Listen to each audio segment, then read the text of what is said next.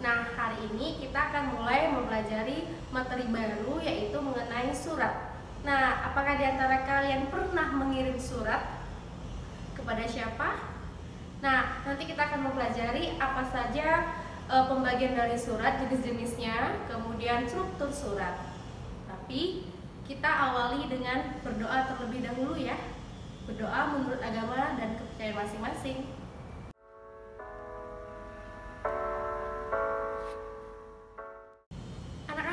Karena ini merupakan semester yang kedua, berarti semester ini merupakan semester yang menentukan apakah kamu akan naik tingkat.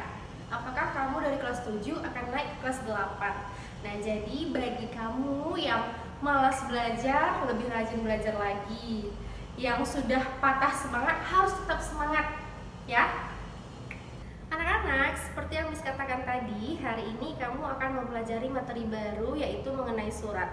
Nah, untuk video pembelajaran ini, kamu nanti akan Miss berikan pengertian apa itu surat, kemudian jenis-jenis surat, lalu perbedaan antara surat pribadi dan surat dinas. Nah, jadi surat itu kan ada dua. Untuk video kali ini, kamu akan membahas mengenai surat pribadi terlebih dahulu. Perhatikan ya.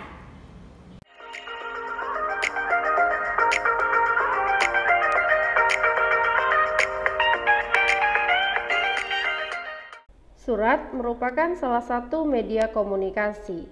Anak-anak, apakah kalian pernah mengirim surat? Kepada siapa? Seperti apa isinya? Nah, perlu kamu ketahui, pada masa lampau, orang-orang biasanya mengirim surat untuk berkomunikasi dalam satu desa, kota, pulau, bahkan beda negara dan benua. Namun, kini berkirim surat sudah jarang. Sebab masa kini seperti yang kalian alami, kalian pasti berkabar menggunakan telepon dan menggunakan aplikasi dari telepon genggam seperti WhatsApp, Instagram, dan email. Benar? Surat terbagi atas dua jenis, yaitu ada surat pribadi dan surat dinas. Untuk video pembelajaran pertama ini, kita akan memahami dulu surat pribadi dan struktur surat pribadi. Surat pribadi adalah jenis surat yang dikirimkan oleh seseorang dan ditujukan kepada orang lain secara individu. Nah, salah satu contohnya adalah ketika kamu menulis surat dan surat itu akan dikirimkan kepada teman kamu ataupun keluarga kamu. Miss akan bacakan salah satu contoh surat pribadi. Dengarkan ya. Pekanbaru, 1 Januari 2021. Untuk Sazia, sahabatku di Bandung. Assalamualaikum. Hai Zia, sudah hampir 1 tahun kita nggak jumpa ya. Semenjak kamu liburan ke Bandung dan kondisi tidak memungkinkan untuk kamu kembali ke Pekanbaru. Bagaimana kabar kamu dan keluarga di sana? Bagaimana kondisi di sana? Pasien corona makin bertambah.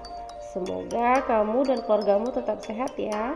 Aku dan keluargaku juga harus tetap sehat di sini.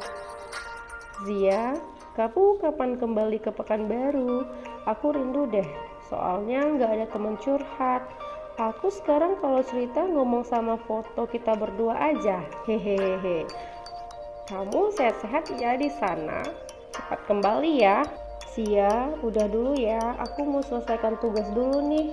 Kamu juga ya, ingat aku menunggu kamu di sini. Jaga kesehatan ya. Wassalam. Salam rindu, Syafira Zanisa.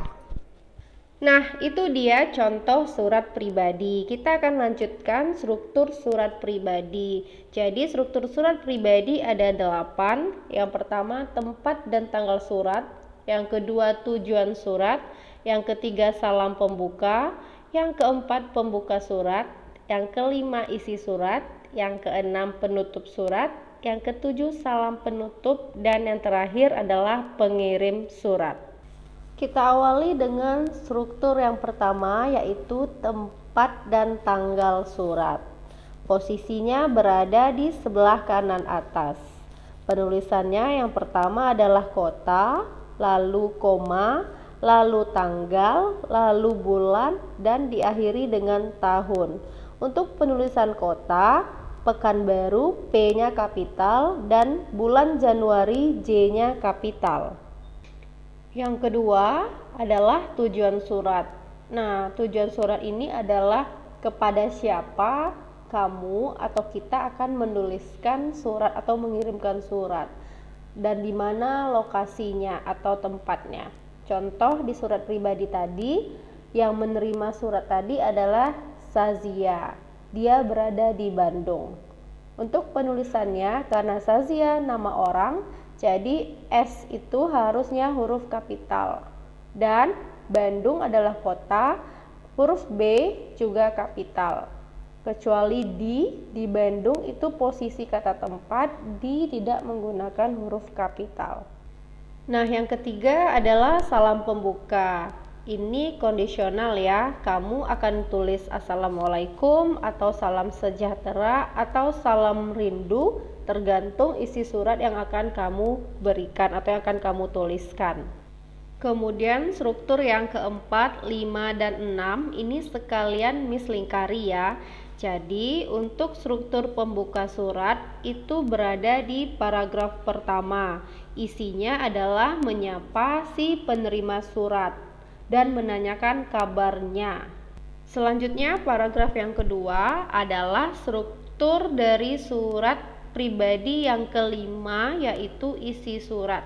Nah, di sini berisi mengenai informasi yang diberikan si penulis. Nah, pada contoh surat yang Miss berikan tadi, di sini si penulis mengatakan bahwa dia sangat rindu dengan temannya si Sazia, dan dia berharap si Sazia sehat-sehat dan bisa segera kembali ke Pekanbaru. Terakhir, paragraf yang ketiga merupakan struktur surat pribadi yang keenam, yaitu penutup surat. Paragraf ini menunjukkan bahwa surat yang dituliskan oleh Syafira kepada Sazia sudah berakhir.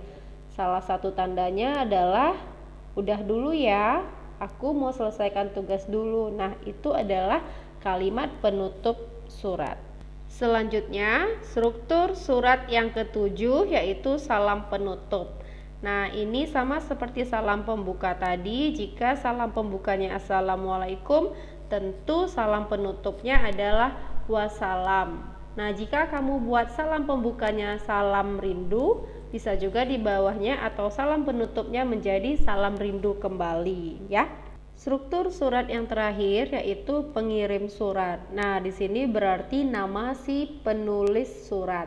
Di contoh yang Miss berikan tadi, nama si penulis atau pengirim suratnya adalah Syafira Ganisa. Biasanya juga dilengkapi dengan tanda tangan si pengirim surat.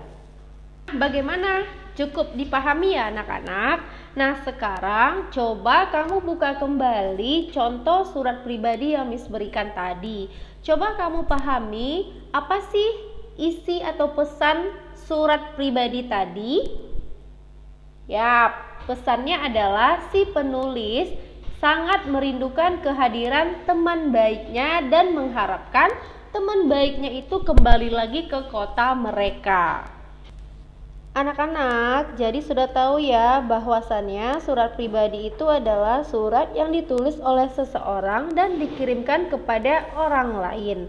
Struktur surat pribadi ada 8, yaitu tempat dan tanggal surat, yang kedua tujuan surat, yang ketiga salam pembuka, yang keempat pembuka surat, yang kelima isi surat, yang keenam penutup surat, yang ketujuh salam penutup, dan yang kedelapan adalah pengirim surat. Nah, anak-anak, itu dia materi kita hari ini. Kamu paham ya? Jika kamu kurang paham, kamu silakan bertanya di kolom komentar @modo. Nah, kemudian kamu lanjutkan mengerjakan tugas yang Miss berikan. Perhatikan perintah soal dan rubrik penilaiannya supaya hasilnya bagus. Oke? Sampai jumpa.